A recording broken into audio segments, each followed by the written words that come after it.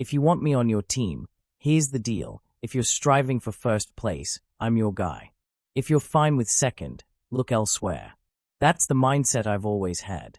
I grew up watching Magic Johnson and Michael Jordan, seeing them perform incredible feats on the court. It made me wonder, can I reach that level? I didn't know the answer, but I was determined to find out. I dedicated myself to learning, making every decision about becoming a better basketball player. With that kind of focus, the world becomes your library. Opportunities to learn are everywhere when you know what you're looking for. People talk about my work ethic a lot, and for good reason. It was relentless. For 20 years, it was an everyday process of identifying strengths and weaknesses. My vertical jump was solid at 40 inches, but not extraordinary. My hands were big but not massive. I wasn't the fastest or quickest, so I leaned on skill, angles, and deep study of the game. And I loved every moment of it. From the first time I started watching basketball, I studied it relentlessly, and that habit never left me. Mentally, I had a switch. It's like Maximus in Gladiator, picking up the dirt and knowing it's go time. When I stepped onto the court, I entered a cage. Inside that cage, I became someone else, locked in and focused. Don't talk to me, don't touch me, I'm in the zone. Outside the cage, I was a different person, but once I was in it, I was all in. Building emotional strength meant facing reality. You've got to get over yourself. Feeling embarrassed. You're not that important. Shot 5 air balls in a game. Move on. I analyzed why it happened. My legs weren't ready for the grind of the NBA. In high school, we played 35 games a season with plenty of rest. In the NBA, it's relentless, game after game with no time to recover. My legs weren't strong enough, so every shot was on target but fell short. The solution? Adjust my training for an 82-game season and playoffs. I fixed it, simple as that. I sought out the legends, Magic, Michael, Larry Bird, Hakeem Olajuwon, Jerry West, Oscar Robertson, Bill Russell. I asked questions, learned from their experiences, and studied their approach. Michael became like a big brother to me, mentoring me from the moment I entered the league. I absorbed their passion and obsessiveness, understanding the level of detail and commitment it took to be great. Some players had the passion but not the willingness to dedicate their entire lives to the game. That's a choice, and I respected it, but for me, the game came first.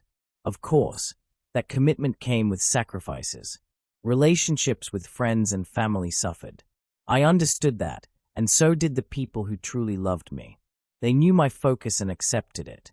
It's part of the journey when you're determined to be one of the greatest. They understood me. When we reconnected, we picked up where we left off, but let's be clear, everything in between was lost. Long-term relationships, the commitment of time, even just casual hangouts or vacations with other players, that wasn't me. I didn't take trips to relax or bond. I made a choice. Why?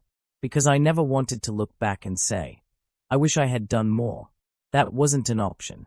People spent their hard-earned money to see me perform, and I owed it to them, and to myself, to give my absolute best every single night. As a competitor, I didn't duck challenges. It wasn't like, oh, my back hurts, I'm sore. We're playing Vince Carter and the Raptors tonight. Maybe I'll sit this one out. That's not who I am.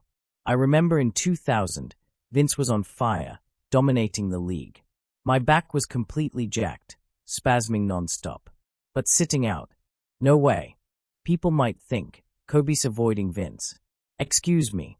Not happening. I hit the layup line, telling myself, your back can hurt tomorrow. Today, Vince is going to have to face me. That's the mentality. When it comes to major decisions, my process is straightforward. First, do I understand the business? Second, can I contribute meaningfully to it? Third, what are the barriers to entry?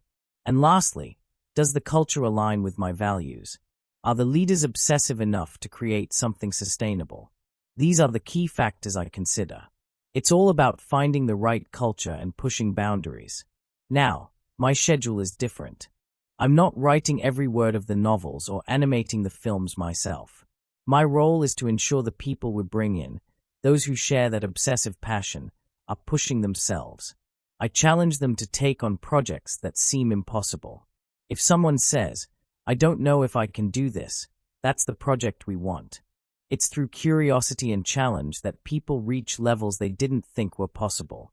That's how we run the studio, always striving for greatness. The Achilles injury, that was another defining moment. We were fighting for a playoff spot, down 109-107 against Golden State. I knew exactly what needed to happen. Then, boom, my Achilles tore. I still hit the free throws and walked off the court, refusing to let the injury define me.